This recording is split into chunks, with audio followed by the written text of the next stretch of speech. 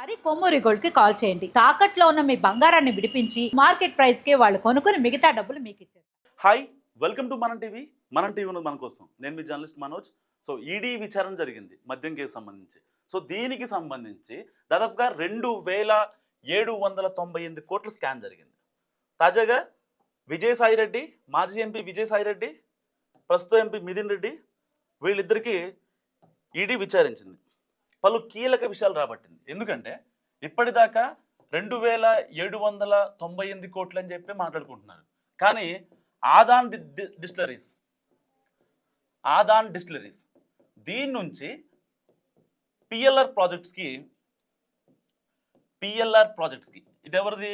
పెద్దిరెడ్డి గారిది. మొత్తం పెద్దిరెడ్డి మిథున్ రెడ్డి,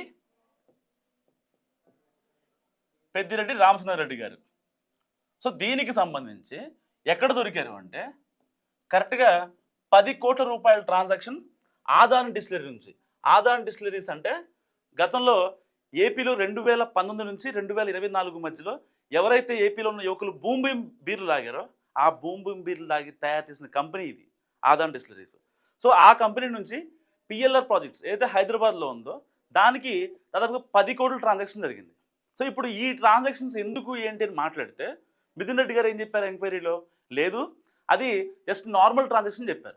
దాని తర్వాత ఎప్పుడైతే ఈ మద్యం కేసు సంబంధించిన కుంభకోణం స్టార్ట్ అయిందో వెంటనే ఈ పిఎల్ఆర్ నుంచి రిటర్న్ టు ఆదాన్ డిస్టిలరీస్ ఎందుకు వచ్చింది ఏంటి అని మాట్లాడితే అసలు దాని గురించి మాట్లాడరు అనమాట. సరిగ్గా మిథున్ రెడ్డి గారి విచారణ జరగడానికి ముందు రోజు మాజీ ఎంపీ విజయసాయి రెడ్డి గారి విచారణ జరిగింది. అప్పుడు ఆయన ఏం చెప్పారు? ఏదైతే అరబిందో కంపెనీ ఉందో, అరబిందో వాళ్ళ కూతుర్నిచ్చారు కదా, అరబిందో నుంచి 100 కోట్ల రూపాయలు కావాలని చెప్పి మిథున్ రెడ్డి ఫోన్ చేసి విజయసాయి రెడ్డిని నాకు డబ్బులు అని చెప్పాడు. ఎవరికి ఇవ్వాల డబ్బులు? లిక్కర్ కేసులో A1 అయినటువంటి రాజ్ కసిరెడ్డి. అసలు రాజ్ కసిరెడ్డి అనే వ్యక్తి 2019 నుంచి 2024 టెన్యూర్లో, జగన్ టెన్యూర్లో అసలు ఎవ్వరికి తెలియదు. కానీ స్కామ్ చేసింది మొత్తం ఈ రాజ్ కసిరెడ్డి. అదేంటి, జగన్మోహన్ రెడ్డి గారు స్కామ్ చేసింది లిక్కర్ స్కామ్లో, మరి రాజ్ కసిరెడ్డి ఎలా వచ్చాడు? దానికి సంబంధించి కీలక ఆధారాలు సమర్పించింది సిట్. సో 611 పేజీల నివేదిక ప్రభుత్వానికి ఇచ్చింది. దాంట్లో దాదాపుగా 40 సార్లు అంతిమ లబ్ధిదారుడు ఎవరైతే ఉన్నారో బిగ్ బాస్ అని మెన్షన్ చేసిన తర్వాత రాజ్ కసిరెడ్డి పేరు బయటకు వచ్చింది. సో రాజ్ కసిరెడ్డి మనం అప్పట్లో ఒక వీడియో చూసాం.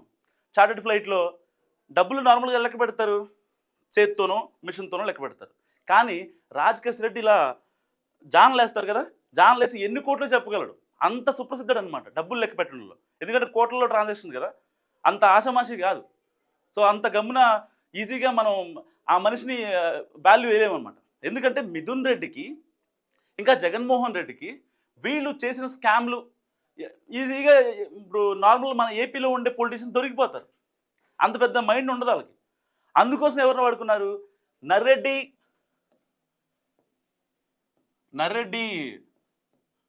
రామ్మూర్తి అండ్ రాజ్ కసిరెడ్డి.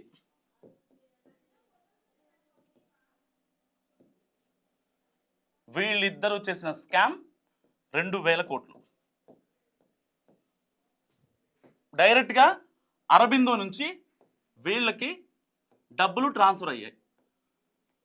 ఇప్పుడు చాలా తెలివిగా జగన్మోహన్ రెడ్డి గారిని పక్కన పెట్టే ప్లాన్ జరుగుతుంది. అది ఎలా అంటే, మాజీ ఎంపీ విజయసాయి రెడ్డి గారు విచారణకు హాజరైనా, ఎంపీ మిథున్ రెడ్డి హాజరైనా లిక్కర్ స్కామ్కి నాకు సంబంధం లేదంటున్నారు. ఓకే ఫైన్, బాగానే ఉంది. మరి అరబిందో నుంచి వచ్చిన 100 కోట్లు ఏమయ్యాయి? ఎక్కడికి వెళ్ళాయి? దానికి సంబంధించి ఎవరిని అడుగుతున్నారా? దానికి సంబంధించి ఇప్పుడు కీలక అప్డేట్ ఇచ్చింది సిట్. సో మరికొద్ది రోజుల్లో మాజీ సీఎం జగన్మోహన్ రెడ్డి గారికి ఈడీ నోటీసులు వెళ్ళబోతున్నాయి. దానికి సంబంధించి ఎందుకంటే ఇప్పటికే జగన్మోహన్ రెడ్డి గారి మీద దాదాపుగా 14 ఈడీ కేసులు ఉన్నాయి. అదేంటి మరి ఆయన మీద ఇన్ని ఈడీ కేసులు ఉన్నాయి కదా, మరి ఇంకోటి పడితే 15 అవుతుంది, దానికి ఏం చేయలేదా అంటే, సో దీని వెనక కూటమి చాలా గట్టిగా ప్లాన్ చేస్తుంది. ఎందుకంటే 15 ఈడీ కేసులు పడితే ఒక్క ఈడీ కేసు అయినా సరే జగన్మోహన్ రెడ్డి గారు నేను ప్రూవ్ చేసుకోలేని తేలితే కనుక ఇప్పటికే సిట్ని నివేదిక ఇచ్చింది. 617 పేజీల నివేదిక. దీనికి సంబంధించి ఒకవేళ జగన్మోహన్ రెడ్డి తనను తాను నేను ప్రూవ్ చేసుకోకపోతే, బేసిక్గా ఈడీ కానీ సిట్ కానీ, ఈడీలో ఒకసారి కేసు ఫైల్ అయిందంటే మనమే వెళ్ళి ప్రూవ్ చేసుకోవాలి. బయటికి వెళ్ళడానికి ఉండదు.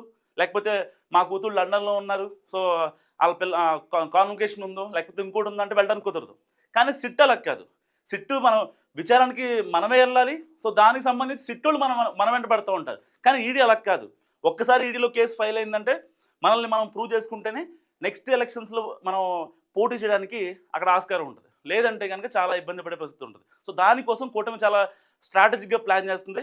ఎట్టి పరిస్థితుల్లో 2029 ఎన్నికల్లో జగన్మోహన్ రెడ్డిని ఎన్నికల్లో పోటీ చేయకుండా ఆయన్ని పార్టీ వెనక ఉండేలాగా ప్లాన్ చేస్తుంది. సో ఎట్టి పరిస్థితుల్లో ఇప్పుడు ఒకవేళ కనుక జగన్మోహన్ రెడ్డి గారి మీద ఈ ఈడీ కేసు నమోదైతే పరిస్థితి ఏంటి మరి? జగన్మోహన్ రెడ్డి గారి మీద ఈడీ, ఇప్పుడు విజయసాయి రెడ్డి గారు ఇంకా మిథున్ రెడ్డి గారు చేస్తుంది ఏంటి? అసలు జగన్మోహన్ రెడ్డి గారికి సంబంధం లేదని చెప్పి విజయసాయి రెడ్డి అండ్ మిథున్ రెడ్డి వీళ్ళిద్దరూ స్టేట్మెంట్ ఇచ్చారు. సంబంధం లేదు, జగన్ యొక్క క్లోజ్ క్వార్టర్ ఎవరైతే ఉంటారో వాళ్ళకి మాత్రమే సంబంధం అని చెప్పి వీళ్ళిద్దరూ కుండ బదలు కొట్టిన మాట్లాడుతున్నారు. ఆ క్లోజ్ క్వార్టర్ అంటే ఎవరు? సజ్జల రామకృష్ణారెడ్డి గారు, సజ్జల వైవి సుబ్బారెడ్డి,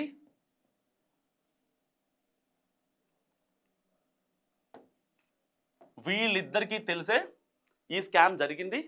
సో దానికి నాకు ఎటువంటి సంబంధం లేదు అని చెప్పి విజయసాయి రెడ్డి గారు చాలా కుండబద్దలు కొట్టిన మాట్లాడారు. కానీ దీంట్లో తీసుకోవాల్సిన విషయం చెప్పనా, విజయసాయి రెడ్డి గారు జగన్మోహన్ రెడ్డి గారు సంబంధం లేదు అని మాట్లాడుతున్నారు కదా, దాంట్లో నిజంగా ఆయన సంబంధం ఉండదు. ఇక్కడ చేసింది మొత్తం పెద్దిరెడ్డి మిథున్ రెడ్డి. మద్యం స్కామ్ రూపకల్పన కావచ్చు, మద్యం స్కామ్ ఏ డిస్టిలరీస్ నుంచి, ఎందుకంటే జగన్మోహన్ రెడ్డి గారి డిస్టిలరీస్ లేవు, ఓన్లీ ఆయనవి పవర్ ప్రాజెక్టులు, లేకపోతే సిమెంట్స్, ఈ షేర్ మార్కెట్లు, ఏదైతే వాటాలు, ఏ స్కామ్ జరిగినా పరకమణి రిపీట్ ఏ స్కామ్ జరిగినా దాంట్లో వాటాలు వెళ్తాయి అన్నమాట వాస్తవం. కానీ డైరెక్ట్గా ఆయన హ్యాండ్ ఇక్కడ లేదు. సో దీనికి సంబంధించి ఇది ప్రూవ్ అవ్వాలంటే పర్టికులర్గా ఇప్పుడు సిట్ ఏదో ఒక నివేదిక ఇచ్చిందని కాదు, అండ్ ఈడీ ఇన్వాల్వ్ అయిందనేది కాదు. సో జగన్మోహన్ రెడ్డిని అరెస్ట్ చేయాలంటే చాలా పెద్ద ఇష్యూ అవుతుంది. ఎందుకంటే పక్కా ఆధారాలు లేకుండా ఒకవేళ జగన్మోహన్ రెడ్డిని అరెస్ట్ చేస్తే ఆ సింపతితో 2029 ఎన్నికల్లో మళ్ళీ వైసీపీ వచ్చే ఛాన్స్ ఉంటుంది. సో ఇలాంటి ఇన్ని కాన్సిక్వెన్సెస్ మధ్య ఇప్పుడు జగన్కి మరికొద్ది రోజుల్లో ఈడీ నోటీసులు ఇవ్వబోతుంది. దానికి సంబంధించి అసలు లిక్కర్ స్కామ్లో ఏం జరుగుతుంది అనేది మనం వెయిట్ చేయాలి. సో మీరేమనుకుంటున్నారో మస్ట్గా కామెంట్ చేయండి. చూస్తున్నాండి మన టీవీ.